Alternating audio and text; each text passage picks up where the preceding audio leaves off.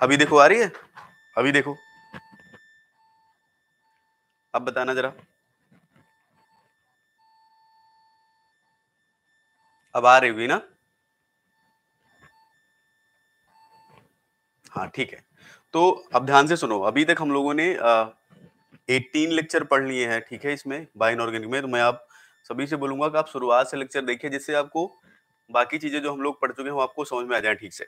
ठीक है, तो देखो समझो, यहाँ पर ऑक्सीजन से रिलेटेड हमें क्या क्या पढ़ना था।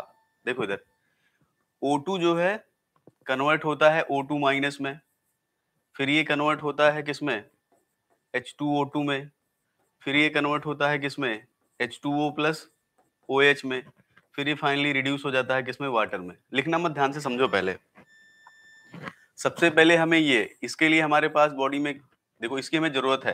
क्यों जरूरत है? For the oxidation of food, food stuff जो भी हम खाते हैं उसको ऑक्सीडाइज करने के लिए, जिससे हमको एनर्जी मिले। तो इसके लिए नेचर ने हमारे पास, तो देखो ये हमारी बॉडी में तो है नहीं, इसको एनवायरनमेंट से लेना है, तो इसके लिए नेचर ने हमें क्या दिया, हीमोग्लोबिन, या बाकी ऑर्गेनिज्म को क्या दिया, हीमेरिथ्रिन या हीमोसाइनिन। तो ये हम पढ़ चुके हैं, राइट। इसका जब ये हमारी बॉडी के अंदर आ गया, इसका पार्शियल ऑक्सीडेशन हो गया, क्या बन गया, O2 माइनस। ये टॉक्सिक है हमारे लिए, सुपर ऑक्साइड है, इसको रिमूव करना है हमें, इसको हटाना है हमें। इसके लिए बॉडी ने हमें कौन सा एंजाइम दिया, सुपर ऑक्साइड डिस्म्यूटेज।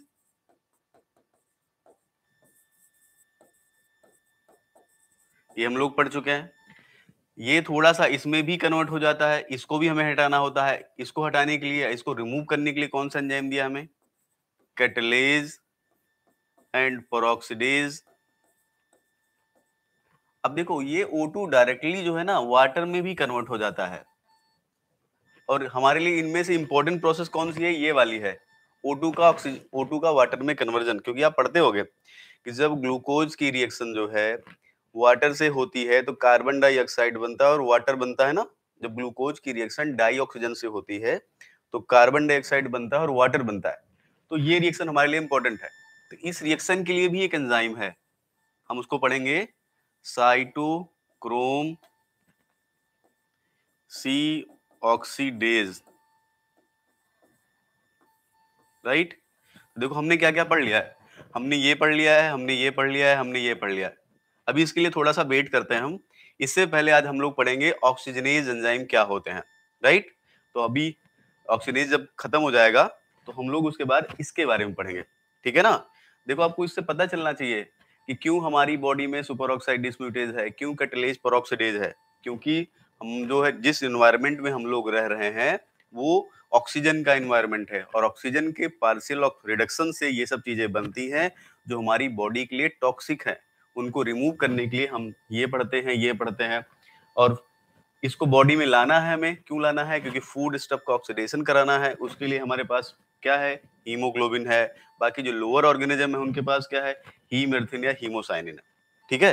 तो आपको ये जरूर समझ में आना चाहिए कि जो चीजें हम पढ़ रहे हैं उसका वो क्यों पढ़ रहे हैं, राइट। चलो तो हम लोग शुरू करते हैं आज की क्लास को ऑक्सीजनेज से। तो देखो अभी ये इस सीरीज में ये वाला एंजाइम बचा हुआ है, इसको हम पढ़ेंगे नेक्स्ट क्लास में। उससे पहले हम लोग शुरू करते हैं ऑक्सीजनेज, ठीक। तो यहां लिखता हूं मैं ऑक्सी, लिखो मत, पहले आप ध्यान से देखो क्या मतलब है इसका, oxygenase.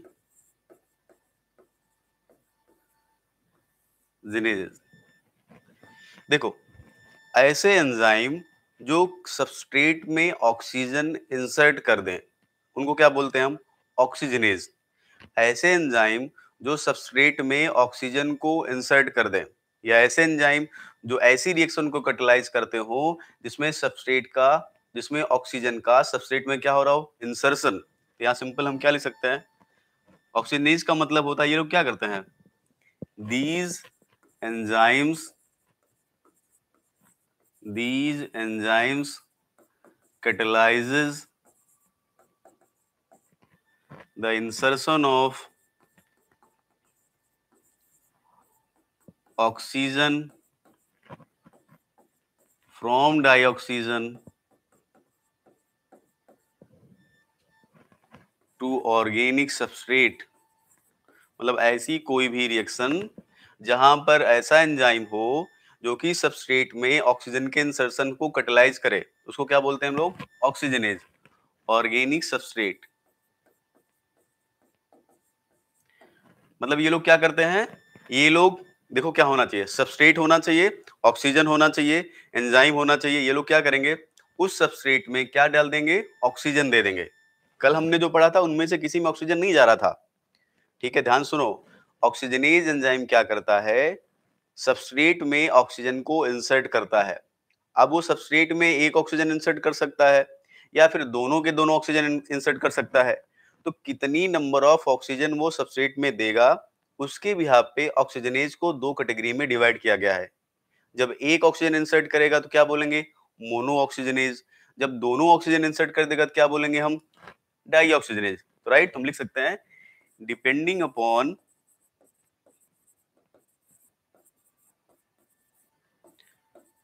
number of depending upon number of oxygen atom introduction into product, कितनी ज्यादा ऑक्सीजन प्रोडक्ट में होती है या सबस्ट्रेट को बोल सकते हो, इनटू सबस्ट्रेट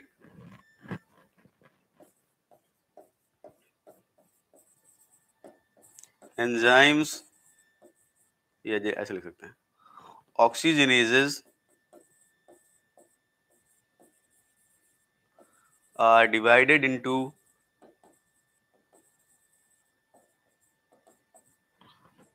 टू ग्रुप्स या टू कैटेगरीज। तो ऑक्सीजनेजेस कौन होते हैं? ऑक्सीजनेजेस वो एंजाइम है जो किसी भी सबस्ट्रेट में ऑक्सीजन को इंसर्ट कर दे। सेकंड, अगर एक ऑक्सीजन इंसर्ट करता है या दो ऑक्सीजन इंसर्ट करता है तो उसके बिहाफ पे ऑक्सीजनेज को अलग अलग कैटेगरी में डिवाइड किया गया। कितनी कैटेगरी है? दो कैटेगरी है। तो अगर एक ऑक्सीजन इंसर्ट करेगा तो क्या बोलेंगे? Mono oxygenase. अगर दोनों के दोनों ऑक्सीजन को इंसर्ट कर देगा तो क्या बोलेंगे? Die oxygenase. राइट, तो यहां हम लिख लेते हैं। पहली हमारी कैटेगरी है मोनो ऑक्सीजनेज और दूसरी हमारी कैटेगरी है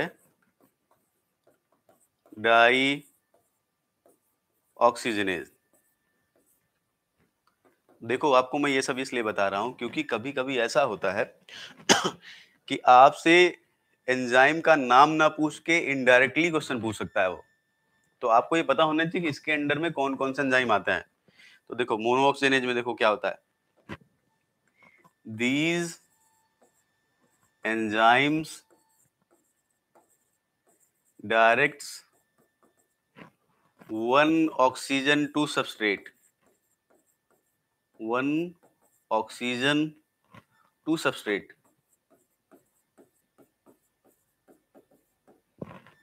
राइट, इसका सबसे कॉमन एग्जांपल क्या है? Cytochrome P450। तो बेसिकली हमें पढ़ना ये है, राइट, ये साइटोक्रोम P450 ये हमारे लिए इंपॉर्टेंट है, हमें ये वाला पढ़ना है। ठीक, देखो होता क्या है इसमें, सबस्ट्रेट हमारे पास होगा, O2 हमारे पास होगा, दो हाइड्रोजन हमारे पास, दो इलेक्ट्रॉन यहाँ पर, और ये कन्वर्ट हो जाएगा ROH प्लस वाटर में। ठीक है, तो ये बहुत इंपॉर्टेंट एंजाइम है, इससे एग्जाम में बहुत क्वेश्चन आता है। ठीक, ये सिलेबस में है, प्रॉपर्ली इसका नाम है।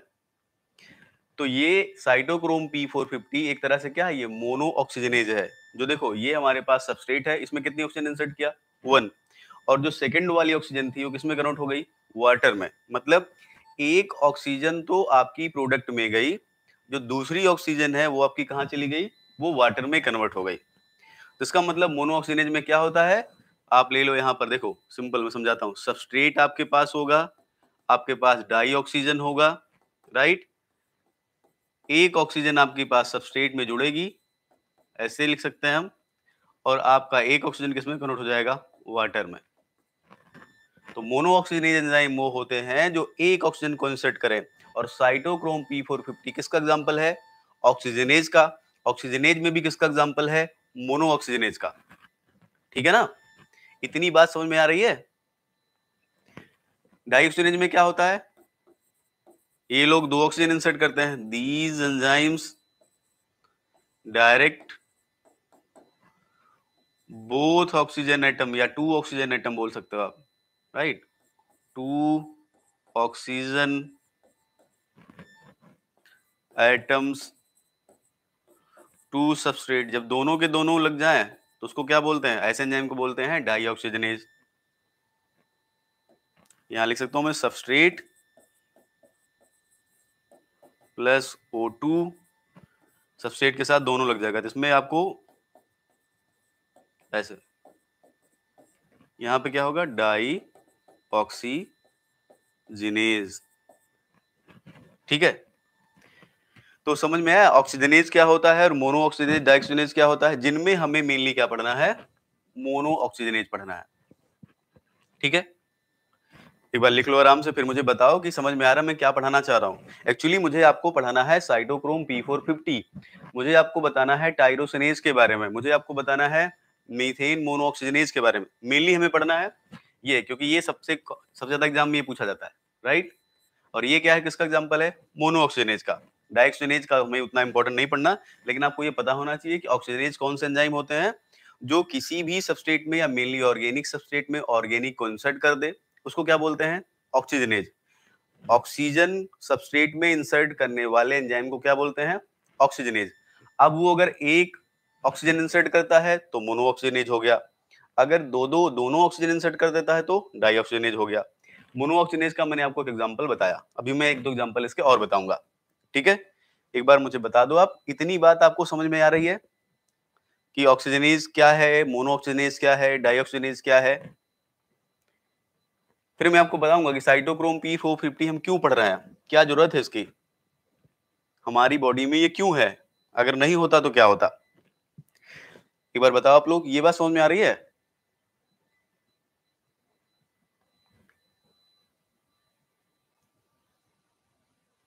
यस नो कुछ तो बोलो भाई। चलो ठीक है, देखो हम लोग शुरू करते हैं फिर मोनो ऑक्सीजनेज से। मोनो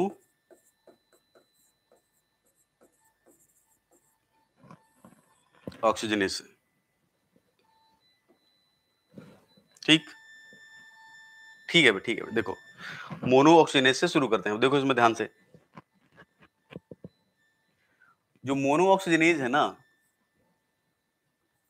इनमें बेसिकली 3 टाइप के एक्टिव सेंटर हैं, राइट, मतलब 3 टाइप के एक्टिव सेंटर हैं। जो एंजाइम मारा है उसमें एक्टिव सेंटर 3 तरह के हैं। एक एक्टिव सेंटर वो होता है जिसके पास होता है हीम, मतलब हीम कंटेनिंग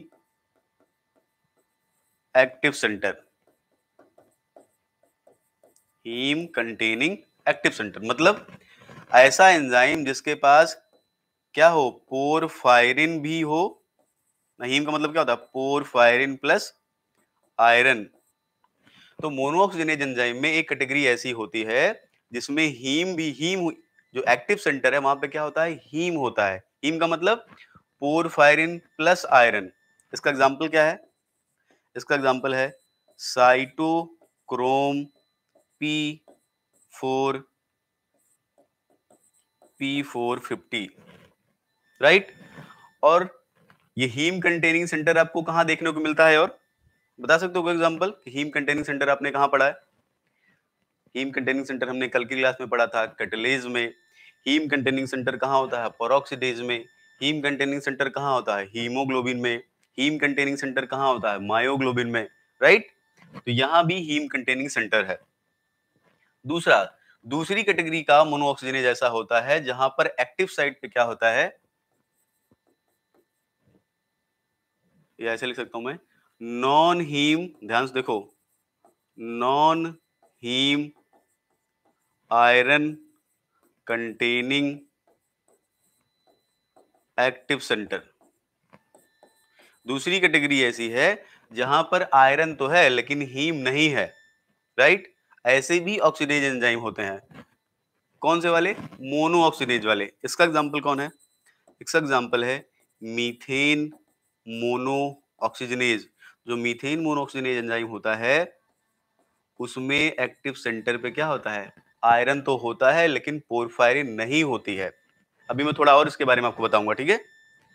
तीसरी कैटेगरी जो होती है मोनो ऑक्सीजनेज में, तो देखो ये सब cytochrome P450, methane mono oxygenase, ये सब किसके एग्जांपल हैं, ये सब रुब्रेडॉक्सिन। हाँ, रुब्रेडॉक्सिन बोल सकते हो, बिल्कुल नॉन हीम आयरन सेंटर, लेकिन रुब्रेडॉक्सिन से डिफरेंट है ये बेसिकली मैच करता है हीम एरिथ्रिन से। अभी हम आपको पढ़ाएंगे आगे, ठीक है इसको, राइट। अगले में देखो ये क्या है, copper containing active centre, example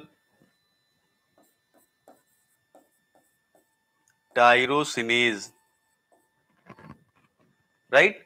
tyrosinase जानते हो क्या करता है, आप कभी देखो जो एप्पल को आप काटते हो ना तो थोड़ी देर बाद ब्राउन कलर का हो जाता है, देखे हो कभी आप, देखे तो हो गई।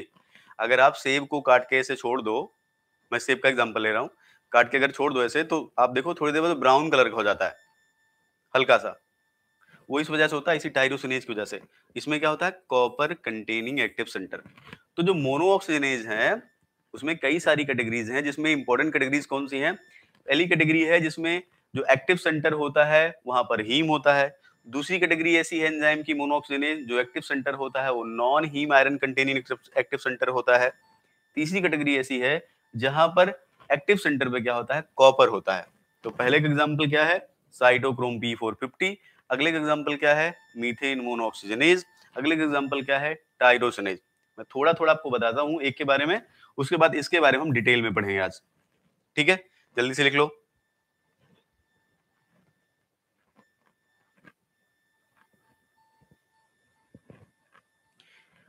देखो इसमें और इसमें आपसे डेप्थ में नहीं पूछेगा, सेंटर के बारे में पूछ सकता है, फंक्शन पूछ सकता है, राइट। लेकिन इसमें आपसे डेप्थ में पूछता है, मैकेनिज्म पूछेगा बहुत सारी, तो इसमें हम ज्यादा डिटेल में पढ़ेंगे। इसमें मैं आपको भी बता देता हूँ कि ये लोग का फंक्शन क्या है, सेंटर पे क्या क्या होता है, ठीक है।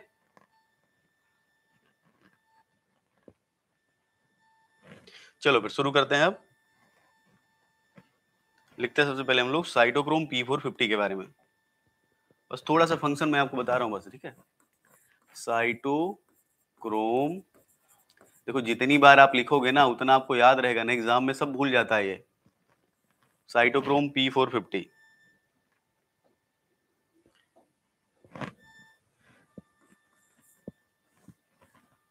देखो हीम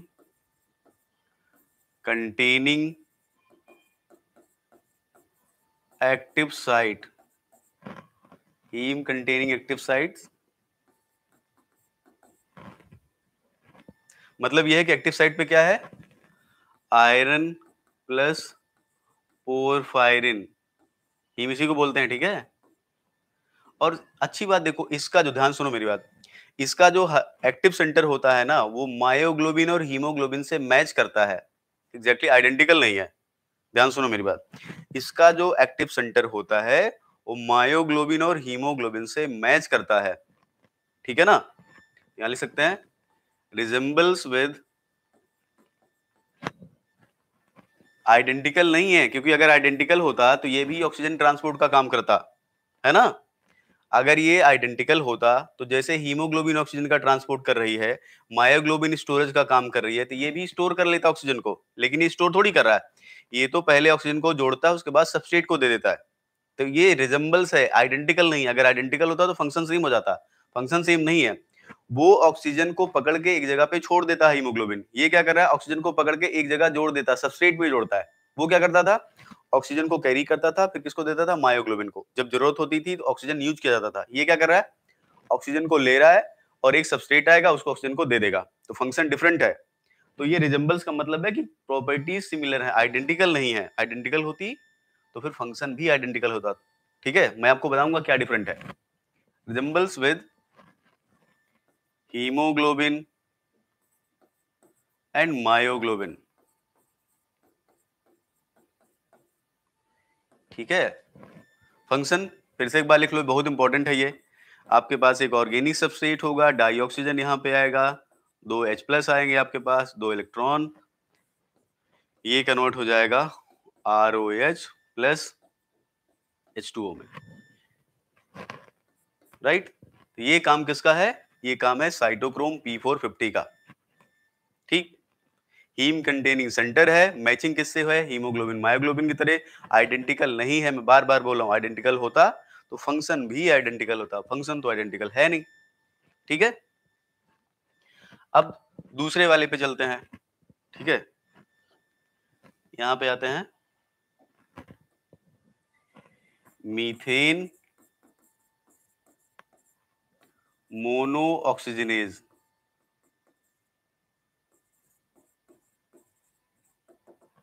ध्यान से देखो इसके बारे में। इट हैज, यार ऐसे लिखते हैं, non heme iron containing,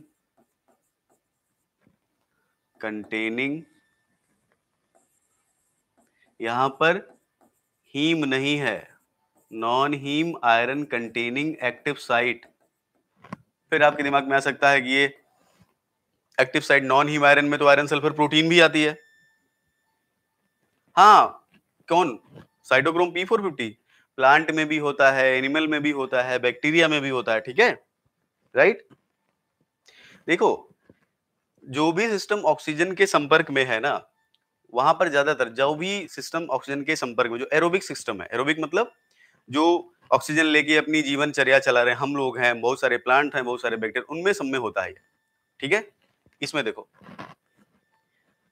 active site पे यहां पे क्या होता है, ध्यान सुनो, 2 iron centre in close proximity मतलब पास पास, ऐसा नहीं कि एक आयरन सेंटर यहां पर, एक आयरन सेंटर यहां पर, राइट, ऐसा नहीं है। Close proximity at active site, ऐसा कोई आपने पढ़ा है अभी तक सिस्टम जहां पर 2 आयरन सेंटर एक्टिव साइट में हो और नॉन हीम सिस्टम हो? ऐसा कोई एग्जांपल बता सकते हो? Non heme system having 2 iron at the active site, ऐसा कोई एग्जांपल पढ़े हो आप? अगर आपने पिछला लेक्चर देखा होगा तो मैंने पढ़ाया इसका एग्जांपल। ऐसा कोई एग्जांपल आप पढ़े हो जहां पर नॉन हीम सिस्टम है और एक्टिव साइट पे जो है 2 आयरन सेंटर है? फेराडॉक्सिन और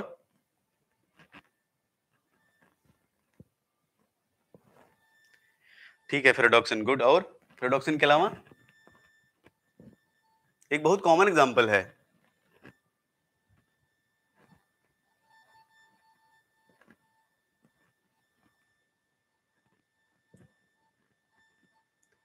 अच्छा मुझे एक चीज बताओ, चलो ये बताओ कि फेराडॉक्सिन में सल्फर होता है ना, फेराडॉक्सिन में सल्फर कंटेनिंग लिगेंड होते हैं। आपको लगता है कि सल्फर कंटेनिंग लिगेंड जो है ऑक्सीजन के एडिशन को फेवर करेगा? अगर ऑक्सीजन किसी भी सिस्टम से जुड़ता है तो उसकी ऑक्सीडेशन स्टेट बढ़ जाती है। ध्यान सुनो मेरी बात, अगर जो है सारे के सारे लिगेंड सल्फर कंटेनिंग हो किसी भी सिस्टम में, तो अगर मान लो उसके साथ, उस आयरन के साथ ऑक्सीजन जुड़ेगा तो आयरन की ऑक्सीडेशन स्टेट बढ़ जाएगी। क्या हाई ऑक्सीडेशन स्टेट सिर्फ सल्फर से स्टेबलाइज हो सकती है? अगर आयरन हाई ऑक्सीडेशन स्टेट में चला गया तो क्या हाई ऑक्सीडेशन स्टेट सिर्फ सल्फर से स्टेबलाइज हो सकती है क्या? अगर किसी भी सिस्टम को ऑक्सीजन जोड़ोगे तो उसकी ऑक्सीडेशन स्टेट बढ़ेगी, ऑक्सीडेशन स्टेट बढ़ेगी तो वो ऑक्सीडेशन स्टेट आपको तो तभी मिलेगी जब वो स्टेबल होगी। स्टेबल होने के लिए जो सराउंडिंग होने चाहिए, क्या होने चाहिए? Highly electronegative. क्या सल्फर हाईली इलेक्ट्रोनेगेटिव है? क्योंकि फेरोडॉक्सिन में तो सारे सल्फर होते हैं, बोलो। बेसिक सा कॉन्सेप्ट है, हाई ऑक्सीडेशन स्टेट को स्टेबलाइज करने के लिए सराउंडिंग क्या होनी चाहिए? इलेक्ट्रोनेगेटिव। सल्फर इतना इलेक्ट्रोनेगेटिव है क्या? ज्यादा इलेक्ट्रोनेगेटिव एलिमेंट कौन है? ऑक्सीजन और फ्लोरीन और नाइट्रोजन, यही है ना? साथ में क्लोरीन को ले सकते हो आप। इसके बाद बाकी सब आते हैं ना। तो हाई ऑक्सीडेशन स्टेट के लिए ये लोग चाहिए। अब खुद से सोचो कि यहाँ पर 2 आयरन कंटेनिंग सेंटर जो होगा वो फेरेडॉक्सिन से मैच नहीं करेगा। गुड मॉर्निंग बेटा। वो फेरेडॉक्सिन से मैच नहीं करेगा। क्यों? क्योंकि ये जो सिस्टम है पहले ऑक्सीजन को जोड़ेगा, फिर उस ऑक्सीजन को किसी सबस्ट्रेट को दे देगा। अब ऑक्सीजन को जोड़ेगा जब, तो इसकी ऑक्सीडेशन स्टेट बढ़ेगी ना, तो जो ऑक्सीडेशन स्टेट बढ़ेगी तो जो इंटरमीडिएट बनेगा वो इंटरमीडिएट स्टेबल भी तो होना चाहिए। और आपको लगता है कि उस इंटरमीडिएट को सल्फर स्टेबलाइज कर पाएगा? सिर्फ सारे के सारे सल्फर? खुद से सोचो आप, क्या आयरन की हाई ऑक्सीडेशन स्टेट को सारे के सारे सल्फर से स्टेबलाइज किया जा सकता है? दिमाग खोल के सुनो, कितनी बेसिक सी चीज पूछ रहा हूं मैं आपसे। अगर आयरन हाई ऑक्सीडेशन स्टेट में गया तो क्या आयरन की उस हाई ऑक्सीडेशन स्टेट को सिर्फ सल्फर लिगैंड से स्टेबलाइज किया जा सकता है? क्योंकि फेरेडॉक्सिन में तो सिर्फ सल्फर डोनर होते हैं। नहीं कर पाएगा। इसलिए यहां पर फेरेडॉक्सिन जैसा सेंटर नहीं चलेगा। समझ रहे हो? राइट? कैसा सेंटर चाहिए फिर? और कोई एग्जांपल बताओ मुझे जिसमें नॉन हीम आयरन हो और दो आयरन एक जगह पे हो। और कोई एग्जांपल बताओ। जो एग्जांपल आप बताओगे उससे मैच करेगा ये। इसकी एक्टिव साइट उसके रिजेंबल करेगी। जैसे पहले वाले की हीमोग्लोबिन से कर रही थी ना, वैसे इसकी भी उससे रिजेंबल करेगी। क्या नाम है उसका? ऐसा कोई आप बढ़ाओ अभी तक आपने पढ़ा हो जिसमें दो आयरन हो एक्टिव सेंटर पे और नॉन हीम प्रोटीन हो। कितना कॉमन एग्जांपल है। हीमेरिथ्रिन नहीं पढ़े हो? हीमेरिथ्रिन में ऐसे तो होता है, नाइट्रोजन जुड़ा होता है, ऑक्सीजन जुड़ा होता है, यही तो होता है। दो आयरन होते हैं सेंटर पे। राइट? ठीक है, यहां लिख लेते हैं रिजेंबल्स विद हीमेरिथ्रिन। लेकिन ये एग्जैक्टली नहीं है वो। क्यों? क्योंकि हीमेरिथ्रिन ऑक्सीजन का ट्रांसफर करता है और ये क्या करेगा? वो क्या करता है? डाइऑक्सीजन को लेगा फिर छोड़ देगा। ये क्या करता है? ऑक्सीजन का इंसर्शन करता है। राइट? इसका मतलब मैच भले कर रहा है लेकिन एग्जैक्टली उस तरह से नहीं है। तो मीथेन में ऑक्सीजन में क्या ध्यान रखना है आपको? दो आयरन सेंटर है एक्टिव साइट पे। राइट? किससे मैच कर रहा है? हीमेरिथ्रिन से। ठीक है? कैसी प्रोटीन है? नॉन हीम प्रोटीन है। काम क्या करेगा? नाम ही है मीथेन मोनोऑक्सीजनेज। इसका मतलब मीथेन में एक ऑक्सीजन दे देगा तो क्या बनेगा? मीथेन में अगर आप एक ऑक्सीजन दोगे तो क्या बनेगा बताओ?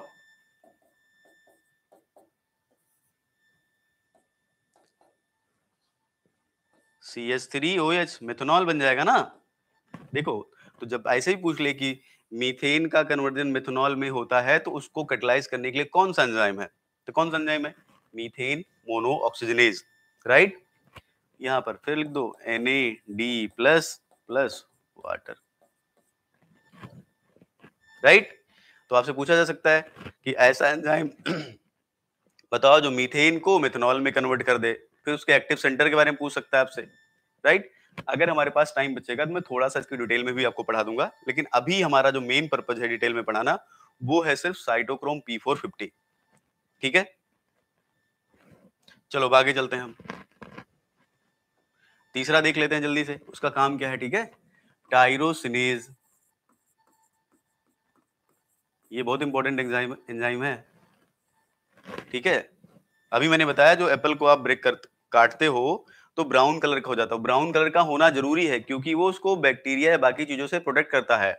ठीक है, वो उसके प्रोटेक्शन के लिए होता है। Right?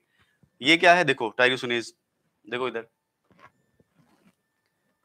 It contains 2 copper.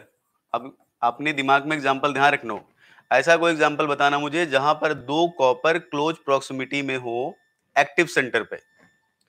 2 copper unit या 2 copper atom in close proximity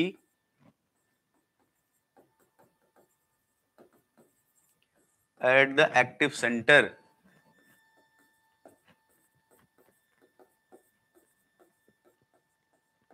बताओ कोई एग्जांपल पता है? ऐसा कोई एग्जांपल आप जानते हो? ऐसी कोई प्रोटीन जहां पर 2 कॉपर क्लोज प्रॉक्सिमिटी में हो एक्टिव सेंटर पे।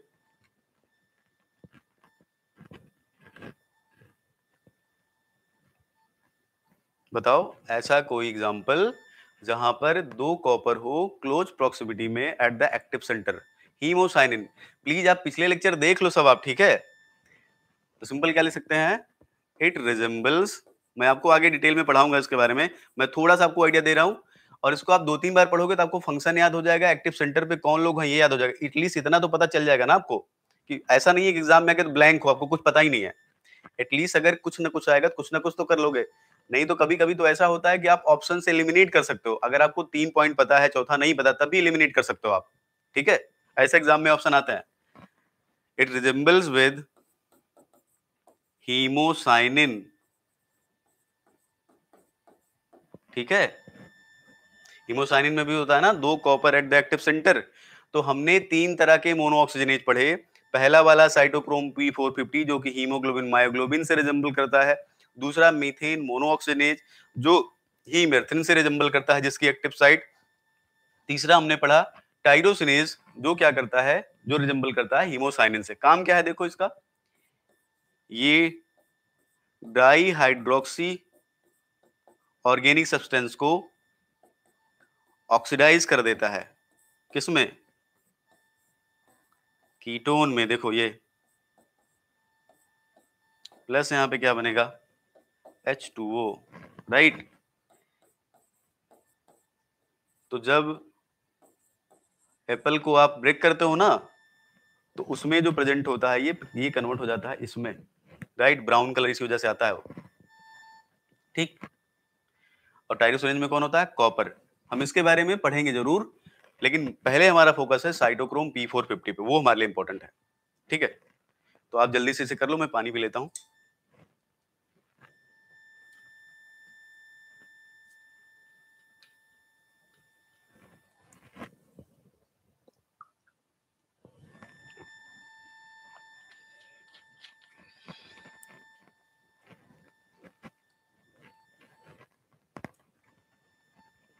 हो गया होगा तो बताना, बोल देना एक लोग हो गया। हो गया हो तो मैं आगे चलते हैं, फिर हम लोग साइटोक्रोम P450 पढ़ते हैं।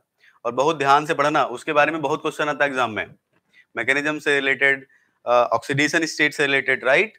हर चीज से रिलेटेड बहुत क्वेश्चन आता है एग्जाम में उससे। हो गया, ठीक है। अब आप पेन मत चलाना, बस ध्यान से मेरी बात को समझने की कोशिश करो, जिससे आपको साइटोक्रोम P450 का इंपॉर्टेंस पता चल जाए कि क्यों पढ़ते हैं हम, क्या जरूरत है इसकी, हमें इतने सारे एंजाइम क्यों है हमारी बॉडी में, राइट। तो आप अगर देखो, अगर आपको जरूरत पता चल जाएगी ना, तो आपको ज्यादा दिन तक याद रहेगा। मैं ऐसा नहीं करूँ हमेशा याद रहेगा, लेकिन आपको ज्यादा दिन तक याद रहेगा। तो हम लोग शुरू करते हैं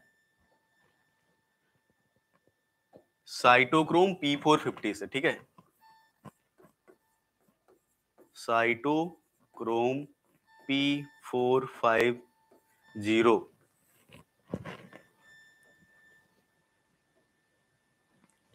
ठीक है, अब एक चीज ध्यान से सुनना, ये बताओ, हम लोग हमारी बॉडी में डाइट हम जब लेते हैं, हालांकि हम लोग ऐसे लेते हैं, लेकिन बहुत सारी डाइट ऐसी जिसमें क्या होता है, स्टेरॉइड, राइट। फैट तो हम लोग लेते ही है ना, ये तो पता है आपको। फैट तो लेते हैं ना अपनी बॉडी नीड के लिए हम लोग, यस या नो? पहले मेरी बात का जवाब दो। क्या बताओ, हम लोग फैट लेते हैं कि नहीं अपनी बॉडी नीड के लिए? अरे घी भी नहीं खाते हो क्या, मक्खन नहीं खाते हो क्या?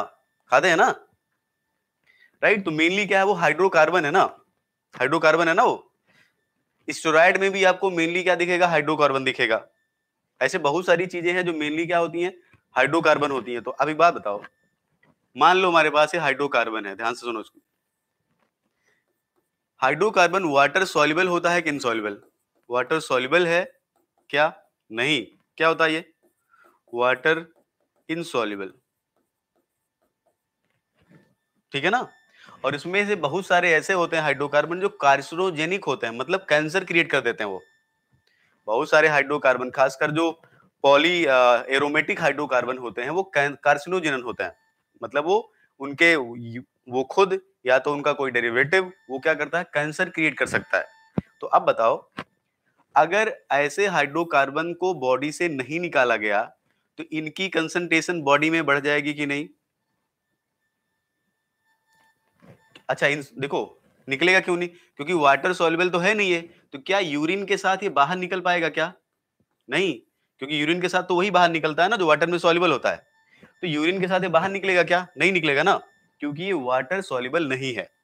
तो इनकी कंसंट्रेशन धीरे धीरे, जो हम फैट ले रहे हैं ना, इनकी कंसंट्रेशन धीरे धीरे बॉडी में बढ़ती जाएगी। जो कुछ स्टेरॉइड थोड़ा बहुत आता है बॉडी में, वो भी उसकी कंसंट्रेशन बढ़ती जाएगी। जो हमारे पास कार्सिनोजेंस हैं, जो कैंसर क्रिएटिंग एजेंट हैं, जो खासकर पॉली एरोमेटिक हाइड्रोकार्बन्स हैं, उनकी कंसंट्रेशन हमारी बॉडी में बढ़ती जाएगी। तो अब बताओ, हमारे लिए कोई ना कोई मैकेनिज्म तो होनी चाहिए ना कि जिसको हम बाहर निकालें यहां से, होनी चाहिए कि नहीं?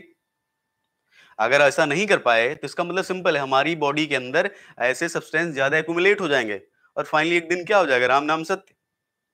अरे सब सिंपल सी बात है, अगर एक्यूमुलेशन होता रहेगा तो लाइफ तो एक दिन खत्म हो जाएगी ना, और एक दिन मतलब क्या, जल्दी खत्म हो जाएगी।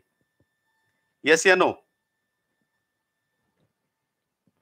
तो मुझे बताओ, क्या हमें इसको निकालने के लिए कोई एक्स्ट्रा सिस्टम चाहिए कि नहीं?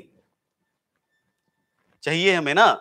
हमें कुछ नहीं करना, ये यूरिन के साथ बाहर कब जा सकता है, जब ये वाटर सॉल्युबल से किसमें कन्वर्ट हो जाए, सॉरी, वाटर इनसॉल्युबल से किसमें कन्वर्ट हो जाए, वाटर सॉल्युबल में। किसी तरह से अगर हम इसको वाटर सॉल्युबल सिस्टम में कन्वर्ट कर दें तो यूरिन में सॉल्युबल हो जाएगा ये, और यूरिन के साथ ये बॉडी से बाहर निकल आएगा। यस या नो? बोलो। अगर हम, जो हमारे पास हाइड्रोकार्बन एक्युमुलेट है, अगर मैं उसको इनसॉल्युबल से सॉल्युबल में कन्वर्ट कर दूं तो यूरिन में डिसॉल्व हो जाएगा, और एक्सक्रीशन जब होता है, यूरिन का एक्सक्रीशन जब होता है तो बॉडी से बाहर चलाएगा ना। अब बताओ, अगर हाइड्रोकार्बन को आपको वाटर में सॉल्युबल करना है तो क्या करो, इसमें क्या डाल दो तो वाटर सॉल्युबल हो जाएगा ये नॉन पोलर है ना, ये सिस्टम है नॉन पोलर। इसको अगर मैं पोलर बना दूं तो, नॉन पोलर क्या है, वाटर इनसॉल्युबल, पोलर क्या है, वाटर सॉल्युबल। तो मैं क्या करूं बताओ, नॉन पोलर से क्या कन्वर्ट कर दूं इसको पोलर में, क्या डाल दूं इसके अंदर, ऑक्सीजन। एक ऑक्सीजन अगर मैं डाल दूंगा तो क्या बन जाएगा ये, एल्कोहल। ये क्या है, एल्कोहल, मतलब OH ग्रुप क्रिएट हो गया, राइट। अब एल्कोहल, आर का मतलब कुछ भी है, कोई भी हाइड्रोकार्बन, पॉलीसाइक्लिक हो सकता है, एल्कीन हो सकता है, मैंने सिर्फ ऑक्सीजन इंसर्ट किया है, और आपको पता है ऑक्सीजन इंसर्ट करने पर ये सिस्टम पोलर हो गया। अब ये वाटर सॉल्युबल हो जाएगा, अब ये यूरिन के थ्रू एक्सक्रीट हो जाएगा बॉडी से। समझ गए? तो हमें ऐसा कोई एंजाइम चाहिए कि नहीं, जो हमारे पास जो ऑर्गेनिक सब्सटेंस हैं, जो हाइड्रोकार्बन्स हैं, जो स्टेरॉयड हैं, जो फैट वाले सिस्टम में, उनमें ऑक्सीजन को इंसर्ट कर दे, जिससे वो वाटर सॉल्युबल हो जाए और वो बॉडी में एक्युमुलेट ना हो पाए, और यूरिन के थ्रू बॉडी से क्या हो जाए, बाहर निकल जाए। समझ में आया? और ये काम कौन करता है, साइटोक्रोम P450। तो समझ में आया क्यों जरूरी है ये हमारे लिए।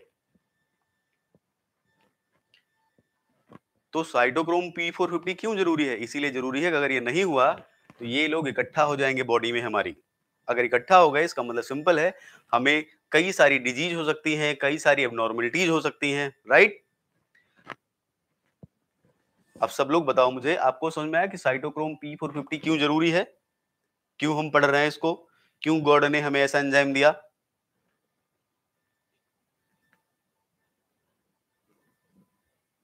भैया कुछ ना कुछ तो बोलो।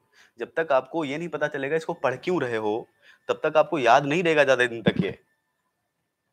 समझ में आया क्यों पढ़ रहे हैं हम?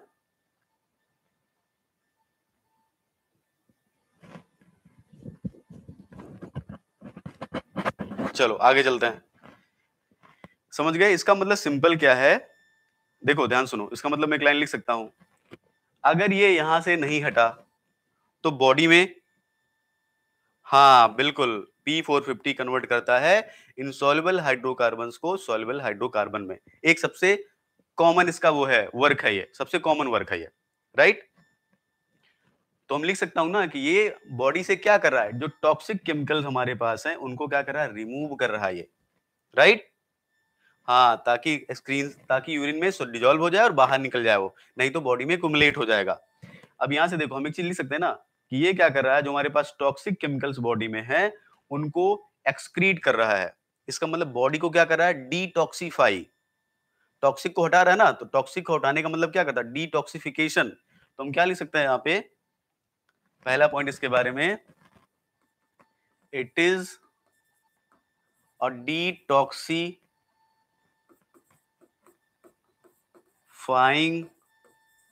Enzyme as it converts insoluble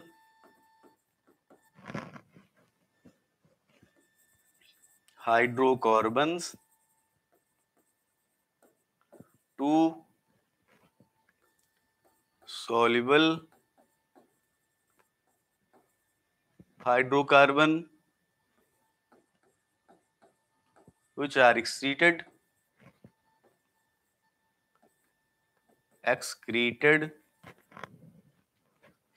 with urine.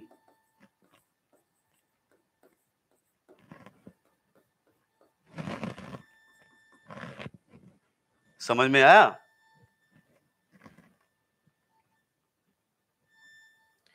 तो ये क्या करता है, उनको हटा देता है। ये एक तरह से क्या है, ये डिटॉक्सिफाइंग एंजाइम है। ठीक है, अगला देखते हो। इट इज इन्वॉल्व्ड इन, अच्छा ये काम करेगा तो इसका मतलब फैट की मेटाबॉलिज्म में इन्वॉल्व है। भाई अगर ऑक्सीडेशन करा रहा है तो फैट का करा रहा होगा, स्टेरॉइड का करा रहा होगा, हाइड्रोकार्बन का करा रहा होगा, तो इसको क्या बोलते हैं, metabolism. It is involved in metabolism of fat, steroids and many carcinogens. Carcinogens मतलब कैंसर कॉजिंग एजेंट। देखो कितना इंपॉर्टेंट है ये।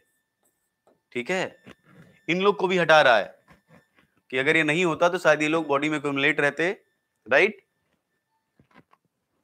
देखो लेकिन एक चीज जरूरी है ये कि जो भी कार्सिनोजन है वो हटना चाहिए वहां से। ठीक है, मतलब सॉल्युबल होके बॉडी से बाहर जाना चाहिए। ठीक, और देखो कहाँ कहाँ पाया जाता है ये। देखो ये बताओ, ये ह्यूमन में भी होगा, राइट, हम लोग के अंदर ये काम करता है, बाकी जगह पे दूसरा काम करता होगा ये। तो ये कहाँ पाया जाता है, इट इज फाउंड इन, सब जगह है। ठीक है, ये फाउंड इन एनिमल्स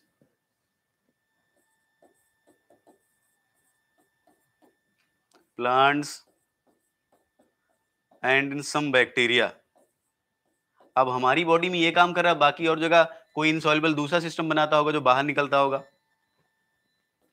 अब ये मत सोच लेना कि प्लांट से तो यूरिन कहां से आएगी, अरे प्लांट से यूरिन नहीं आएगी, लेकिन उसमें दूसरी मैकेनिज्म होती है। ठीक है, उससे बाहर निकल जाएगा, राइट, और बैक्टीरिया में भी।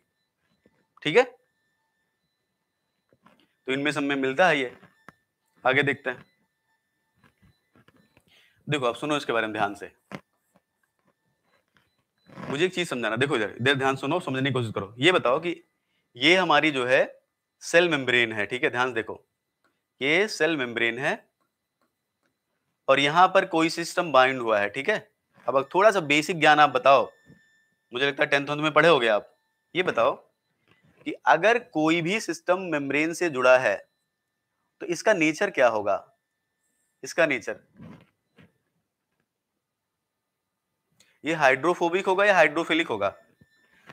सेल मेम्ब्रेन से अगर कोई चीज जुड़ी है तो हाइड्रोफोबिक या हाइड्रोफिलिक होगी, मेनली क्या होगी वो। अरे मेम्ब्रेन किसकी बनी होती है, फैट्स की ना, लिपिड्स की बनी होती है ना। ये बताओ, मेम्ब्रेन्स फैट या लिपिड लिपिड इसकी बनी होती है ना, वो कैसा होता है, वो हाइड्रोफोबिक इन नेचर। तो इसका मतलब इसका जो नेचर होगा ये भी कैसा होगा,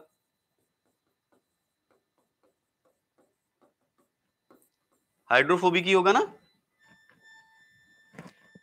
यस या नो। अरे बेसिक सी केमिस्ट्री है ये। अच्छा ये बताओ, क्या यहाँ आपको क्या लगता है ये जो स्किन हमारी है ये हाइड्रोफिलिक है क्या। क्या हम यहाँ से पानी डालते हैं तो पानी अंदर घुस जाता है इसके, नहीं जाता ना, इसका मतलब ये हाइड्रोफिलिक नहीं है, राइट। मेनली क्या है, ये मेनली हाइड्रोफोबिक है ये।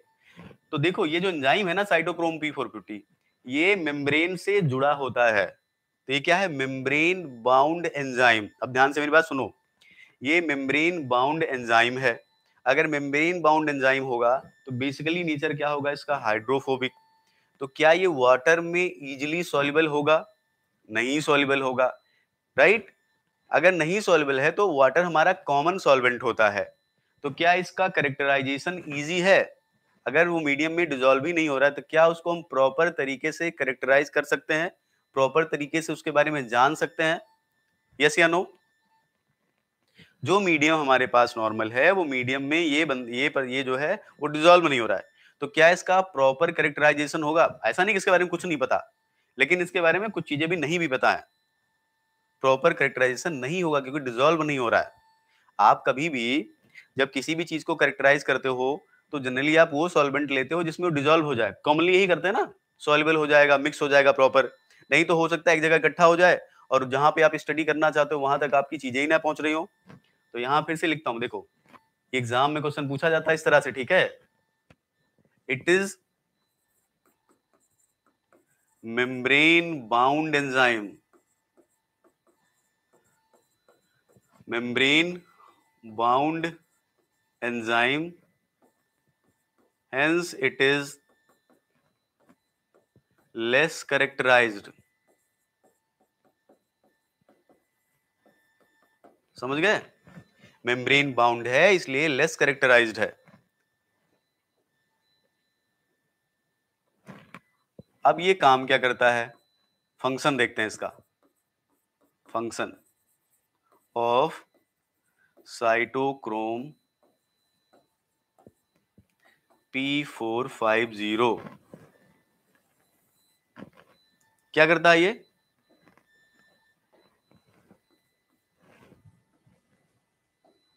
It insert one oxygen atom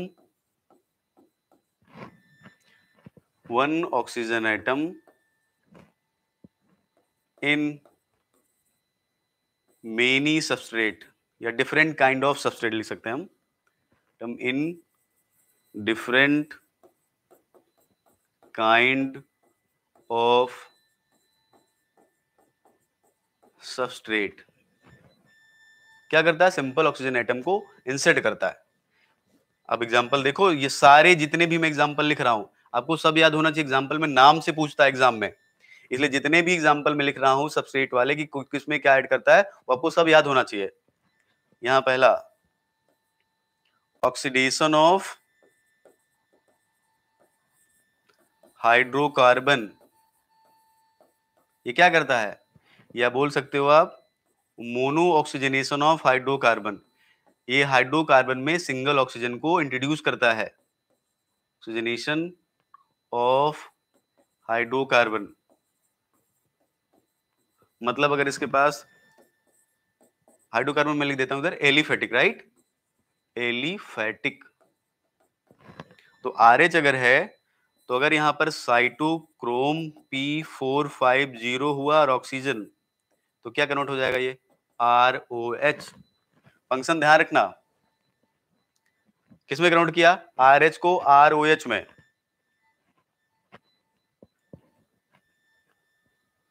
अभी दूसरा देखो,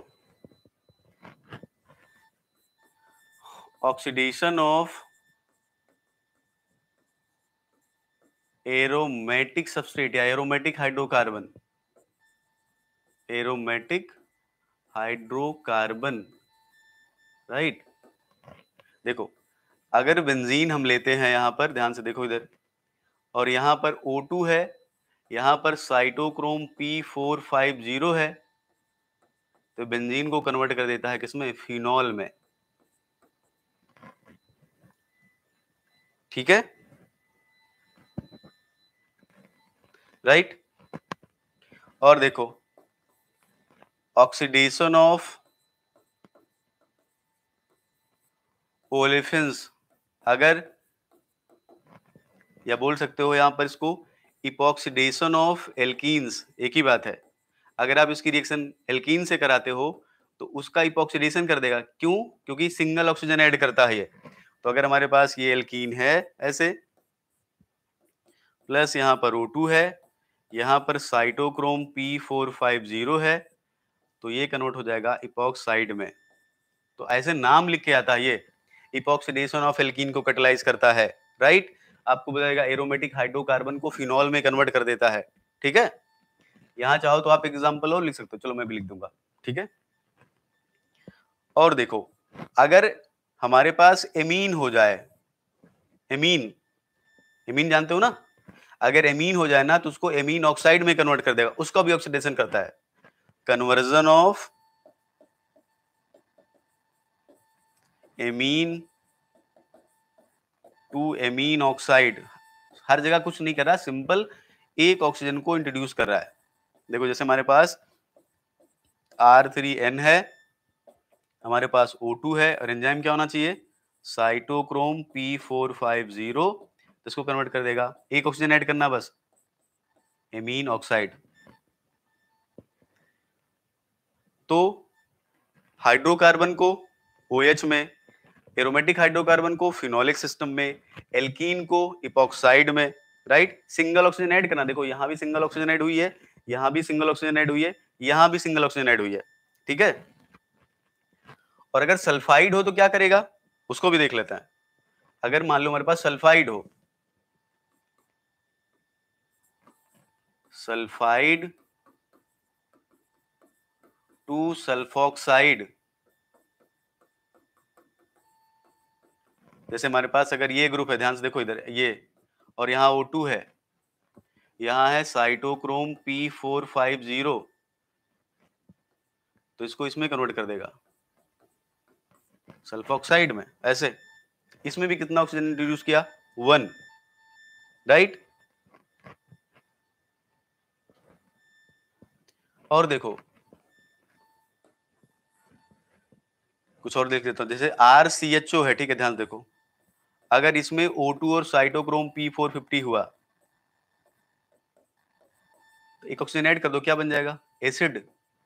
मतलब एल्डिहाइड को एसिड में भी कन्वर्ट कर देगा, ऑक्सीजन को इंसर्ट करना है। एक और देखो, जैसे हमारे पास अगर ये है,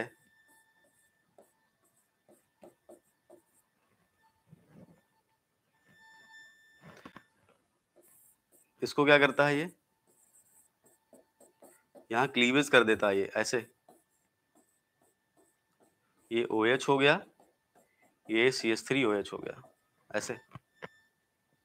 मतलब CH3 के साथ क्या लगा दिया इसने, ऑक्सीजन, ठीक है।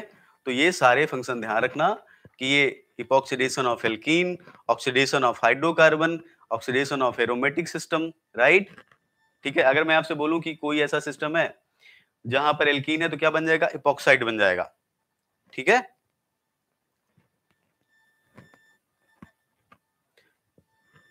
अगर सल्फर सिस्टम है तो सल्फर में ऑक्सीजन जोड़ देना, सल्फर ऑक्साइड बन जाएगा। एमीन है तो एमीन ऑक्साइड बन जाएगा, राइट। एल्डिहाइड है तो उसको किसमें कन्वर्ट कर देगा, एसिड में कन्वर्ट कर देगा। ऐसा सिस्टम है तो इसको इसमें कन्वर्ट कर देगा। ये इसका काम है, किसका, साइटोक्रोम P450 का मोनोऑक्सीजनेशन एंजाइम है। अब बात करते हैं इसकी एक्टिव साइट की। एक्टिव साइट के बारे में आपको सब कुछ ध्यान रखना है, ठीक है। लिख लियो, इतना बताओ पहले, हो गया है ये,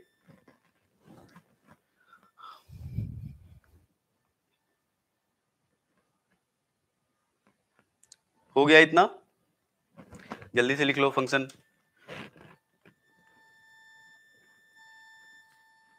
फंक्शन लिखो और ध्यान से याद करना, ठीक है।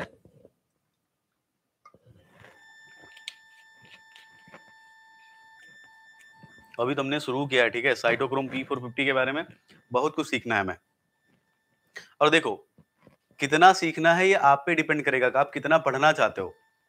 मैं आप लोग से एक चीज बोलता, देखो अभी मैं आपको एक्टिव साइट के बारे में समझाता हूँ, कल मैं आपको मैकेनिज्म बताऊंगा कि साइटोक्रोम P450 में मैकेनिज्म होती कैसे है, ठीक है। उसके बाद मैकेनिज्म में एक इंटरमीडिएट बनता है, रेडिकल कैटायन इंटरमीडिएट, राइट। वो इंटरमीडिएट ही क्यों है, कोई दूसरा इंटरमीडिएट क्यों नहीं हो गया, हमने उसी को क्यों लिया।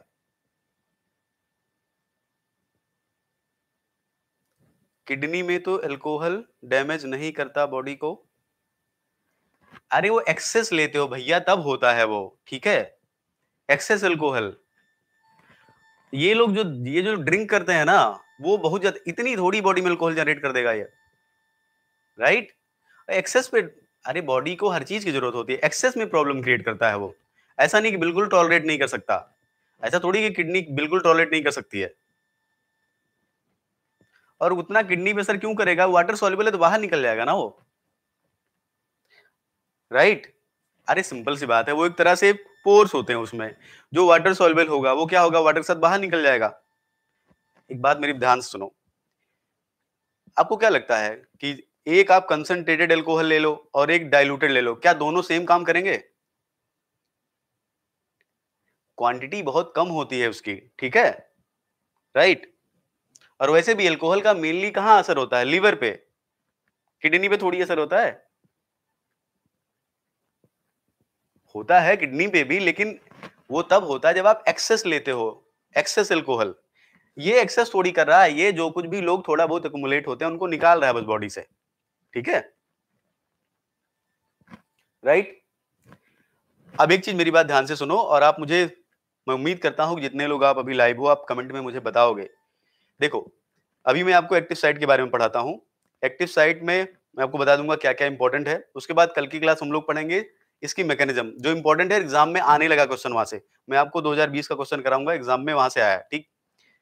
उसमें एक रेडिकल कटायन इंटरमीडिएट है। अब रेडिकल कटायन इंटरमीडिएट जो है वो क्यों है, वही इंटरमीडिएट क्यों हुआ, दूसरा इंटरमीडिएट क्यों नहीं होगा, और सारी पॉसिबिलिटीज हैं। तो उसको मैं एक्सपेरिमेंटल वेरिफिकेशन से आपको समझा सकता हूँ कि देखो ये इंटरमीडिएट ही क्यों है।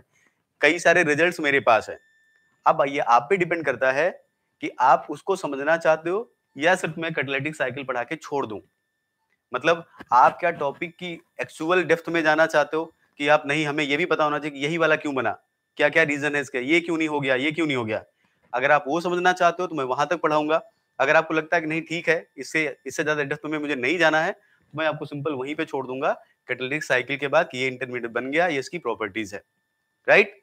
तो आप मुझे बताओ कि आप क्या चाहते हो, कि मैं टॉपिक की ज्यादा डेप्थ में जाऊं या फिर नॉर्मली चलता रहूं जितना आपके लिए जरूरी है।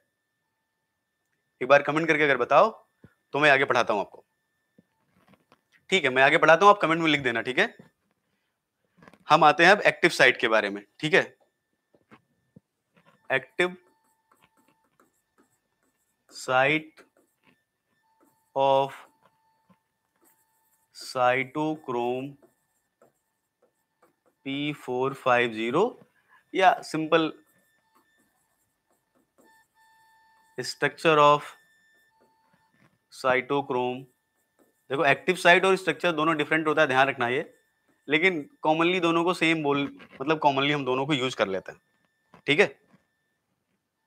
अब देखो एक्टिव साइट पे क्या है,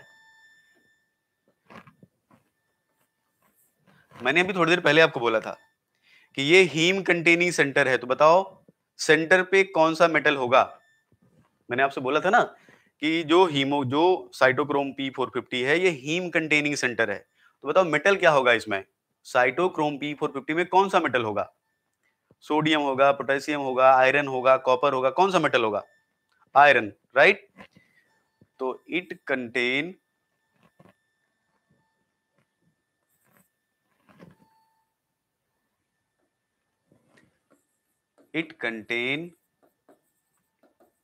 iron at the active site. और ऑक्सीडेशन क्या है? +3, ध्यान रखना इसे।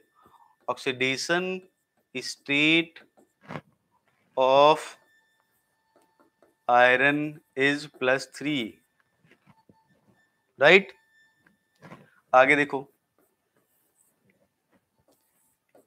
It contain heme B unit. Heme B मतलब समझते हो? हीमोग्लोबिन में जो हीम यूनिट होती है वो हीम बी होती है। यहां भी वही क्या है, हीम बी है, ठीक है, मतलब नियर अबाउट सिमिलर, ठीक। हीम बी किसमें होती है? हीम बी होती है हीमोग्लोबिन में, हीम सी किसमें होती है? साइटोक्रोम सी में, राइट? तो ये हीम बी यूनिट, हीम का मतलब सिंपल आयरन प्लस पोरफायरिन है। हीम बी का मतलब है कि वो पोरफायरिन सिस्टम, ये वो वाला पोरफायरिन सिस्टम है, जो पोरफायरिन सिस्टम कहाँ होता है? हीमोग्लोबिन में। जो पोरफायरिन सिस्टम कहाँ होता है? मायोग्लोबिन में। मतलब सब्स्टिट्यूएंट जो लगे होते हैं वो वाले यहाँ पर सब्स्टिट्यूएंट हैं, ठीक है। और इंपॉर्टेंट देखो, आपको पता है कि हीम जो है क्या करेगा, यहाँ देखो आगे। अब इसका मतलब मैं ऐसे लिख सकता हूँ कि ये हमारे पास हीम सिस्टम हो गया ऐसे, यहाँ हमारे पास आयरन हो गया, ऑक्सीडेशन स्टेट क्या है? +3। तो हमारी 4 कोऑर्डिनेशन नंबर आयरन की सेटिस्फाई हो गई। अभी 2 बची हमारे पास, एक यहाँ बचा है, एक यहाँ बचा है। तो यहाँ जो 5th कोऑर्डिनेशन साइट है, देखो यहाँ पे क्या होता है, फिफ्थ कोऑर्डिनेशन साइट पे होता है थायोलेट ऑफ सिस्टीन। सिस्टीन में जो थायोलेट, सिस्टीन में सल्फर होता है ना, सल्फर का हाइड्रोजन निकाल दो। सिस्टीन में SH ग्रुप होता है, इसका हाइड्रोजन निकाल दो। अगर SS से हाइड्रोजन निकालो तो क्या आएगा? S माइनस ना। इसको क्या बोलते हो आप? थायोलेटिड बोलते हो। अरे सल्फर SH में से हाइड्रोजन निकालो माइनस आएगा तो थायोलेट होगा। तो यहां पे क्या होता है? सल्फर से जुड़ा है जो किसका पार्ट है? सिस्टीन का। S ये क्या है? थायोलेट ऑफ सिस्टीन। समझ गए? और यहां पे क्या होता है? वाटर। ध्यान रखना, इसके बारे में एग्जाम में पूछा जाता है। सिस्टीन का सल्फर ग्रुप है, ये अब आपसे पूछ ले कि कौन सा लिगेंड लगा यहाँ पे? सिस्टीन रेजिड्यू है, राइट। सल्फर किसका है? ये सिस्टीन का है। और सल्फर पे क्या है? Negative charge. ठीक है, ध्यान रखना इसे। और दूसरा क्या है? वाटर। तो देख लो, ये है इसकी एक्टिव साइट। आयरन की ऑक्सीडेशन स्टेट +3, पोरफायरिन है। फिफ्थ कोऑर्डिनेशन साइट पे क्या है? सल्फर, जो किसका पार्ट है? जो है सिस्टीन का पार्ट। ये थायोलेट ग्रुप है, क्यों? क्योंकि एस पे माइनस चार्ज है।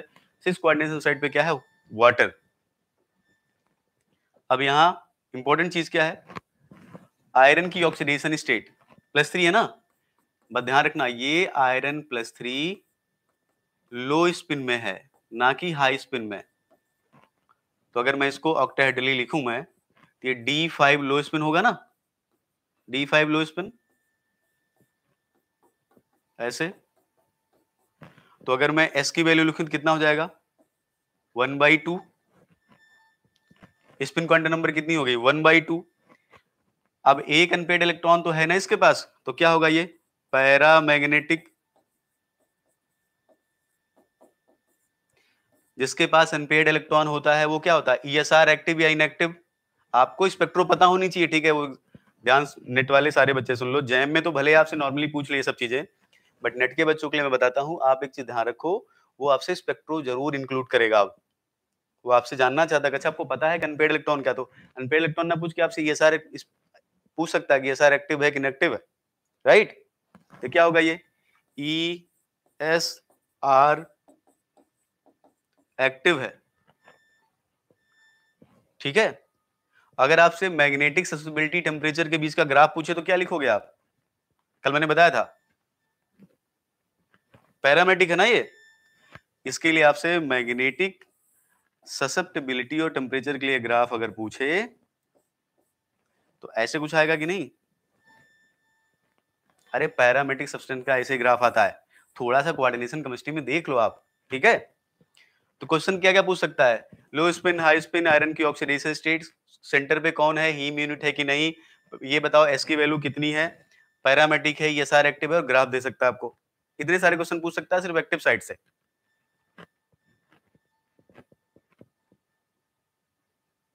ठीक है ना।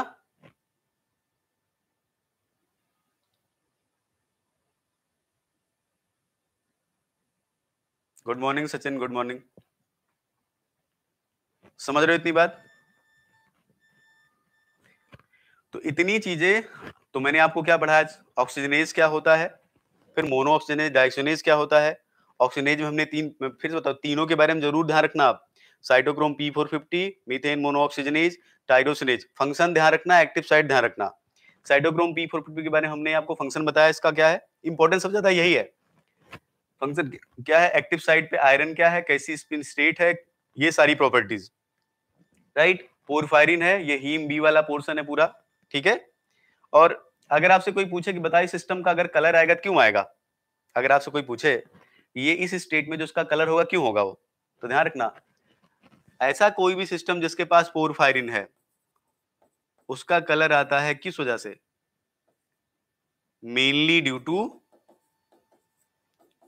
पाई टू पाई स्टार। तो अगर आपसे पूछे कि ये बताओ जो साइटोक्रोम P450 है वो कलर्ड क्यों आता है, तो क्या बोलोगे आप? पाई टू पाई स्टार ट्रांजिशन की वजह से। बस वो ध्यान रखना, ग्रीन कलर नहीं आता, पर्पल या येलो कलर होता है इसकी वजह से। ग्रीन कलर हमने आपको कल भी पढ़ाया था। ग्रीन कलर जो आता है क्यों आता है? वो रेडिकल कटायन इंटरमीडिएट का ग्रीन कलर है। वो क्यों आता है? Because of single electron oxidation of porphyrin, क्योंकि जो पाई टू पाई स्टार ट्रांजिशन की वजह से कलर आता है वो पर्पल कलर होता है या रेड कलर होता है, ग्रीन नहीं होता। ग्रीन कलर जो है वो डिफरेंट है बिल्कुल। वो क्यों है? Because of single electron transfer of porphyrin. मैं आपको बहुत बार बोल चुका हूं, ये कैटलेज पेरोक्सिडेज में पढ़ा चुका हूं। साइटोक्रोम P450 में वो फिर से आएगा इंटरमीडिएट, ठीक है। फिर आगे हम ये भी पढ़ेंगे कि अगर कैटलेज में, पेरोक्सिडेज में, साइटोक्रोम P450 में, तीनों में इंटरमीडिएट अगर सेम बन रहा है तो फंक्शन अलग अलग क्यों है? जैसे ये ऑक्सीजन को इंसर्ट करता है, वो लोग तो डिकम्पोज कर रहे हैं H2O2 को, ऑक्सीजन का इंसर्शन नहीं कर रहे हैं वो। तो मैं आपको बताऊंगा कि इसका काम अलग क्यों है, उसका काम अलग क्यों है, जबकि इंटरमीडिएट दोनों में सेम है, ठीक है, राइट। इतनी चीजें इसके बारे में पढ़ना। फिर मैंने आपको फंक्शन के बारे में बताया इसके। और ये हमारे पास अगर टाइम होगा तो हम लोग टायरोसिनेज और मीथेन मोनोऑक्सीजनेज भी पढ़ लेंगे थोड़ा, लेकिन मेनली हमें इस पे भी काम करना है। तो आज की क्लास को यहीं पे एंड करते हैं हम लोग। शाम को हम लोग फिर से पढ़ेंगे क्या, रिएक्शन मैकेनिज्म कोऑर्डिनेशन कॉम्प्लेक्स की तीसरा लेक्चर हमारा होगा, राइट। और कल हम पढ़ेंगे इसमें मैकेनिज्म की, मैकेनिज्म कैसे होती है, होमोलिटिक क्लीवेज होता है, हेटेरोलिटिक क्लीवेज होता है, क्या इंटरमीडिएट बनता है, इंटरमीडिएट की प्रॉपर्टीज क्या है, वो सारी चीजें, राइट, जो इंपॉर्टेंट इसके लिए है, ठीक है। तो आज की क्लास को एंड करते हैं। आप पूरा पढ़ के आना, फिर से सब कुछ ध्यान रखना, बार बार प्रैक्टिस करो, बार बार लिखो, जिससे आपसे एग्जाम में कोई गलती ना हो, आप भूलो नहीं, ठीक है, राइट। ओके भैया, ठीक है, थैंक यू सभी लोग को। मिलते हैं हम लोग शाम को फिर 8 बजे रिएक्शन मैकेनिज्म में, और सुबह कल फिर से यही क्लास होगी, ठीक। ओके ठीक है, टेक केयर।